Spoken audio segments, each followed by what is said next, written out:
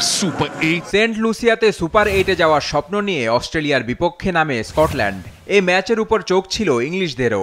স্কটিশরা হারলেই কেবল পরের পর্বে যেতে পারবে ইংল্যান্ড। টস জিতে ফিল্ডিং নিয়ে প্রথম ওভারেই সাফল্য অস্ট্রেলিয়ার। বাঁহাতি স্পিনার অ্যাস্টন এগার বোল্ড করেন স্কটিশ ওপেনার মাইকেল জোন্সকে। 2 রানে আউট জোন্স। এরপরই বিপাকে পড়ে অস্ট্রেলিয়া। ব্র্যান্ডন ম্যাকমুলেন ও জর্জ মুনশের ঝড়ো ব্যাটিংয়ে খেই হারায় অজিরা।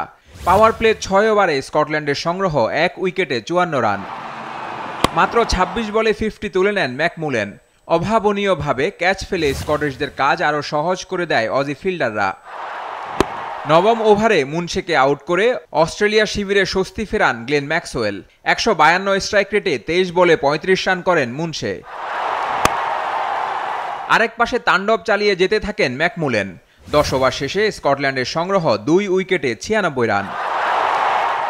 লেগ স্পিনার অ্যাডাম জাম্পার করা 12তম ওভারে আউট হন 24 বছর বয়সী এ ডানহাতি। 34 বলে 2, 4 ও 6 ছক্কায় তিনি করেন 60 রান।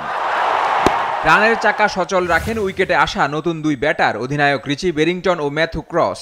11 বলে 18 রান করা ক্রসকে ফেরান ম্যাক্সওয়েল। নাথান এলিস দ্রুত ফিরিয়ে দেন মাইকেল লিসকে। স্লগ ওভারে কিছুটা ঘুরে দাঁড়ায় অস্ট্রেলিয়া। তবে অধিনায়ক বেরিংটনের দৃঢ়চেতা ব্যাটিংয়ে 20 ওভারে 180 রান সংগ্রহ স্কটল্যান্ডের। বেরিংটন করেন 31 বলে অপরাজিত 42 রান। জয়ের জন্য অস্ট্রেলিয়ার লক্ষ্য 181 রান। বড় রান তাড়ায় অজিদের শুরুটা ছিল হতাশা জাগানিয়া। দ্বিতীয় ওভারে মিডিয়াম পেসার ব্রাড হুয়েলকে উড়িয়ে মারতে গিয়ে 1 রানে আউট ওপেনার ডেভিড ওয়ার্নার। উইকেটে আসেন অধিনায়ক মিচেল মার্শ। আরেক ওপেনার ট্রাভিস হেডকে বেশিক্ষণ সঙ্গ দিতে পারেননি তিনিও।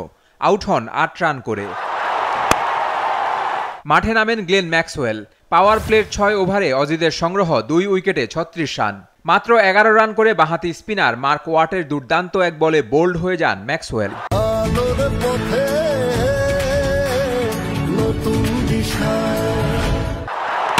বাড়তে থাকে আস্কিং রান রেট। 10 ওভার শেষে অজিদের রান 3 উইকেটে 74। শেষ 60 বলে প্রয়োজন আরও 107 রান। উইকেটে মার্কাস স্টয়নিস ও ট্রাভিস হেড। 14তম ওভারে 2 ছক্কায় আসে 18 রান। 15 ওভার শেষে স্কোরবোর্ডে 3 উইকেটে 121 রান। 30 বলে দরকার 60 রান। 16তম ওভারে টানা 3টি 6 মেরে আউট হয়ে যান ট্রাভিস হেড। 49 বলে 4 ছক্কায় হেড করেন 68 রান। এই ওভারে আসে 24।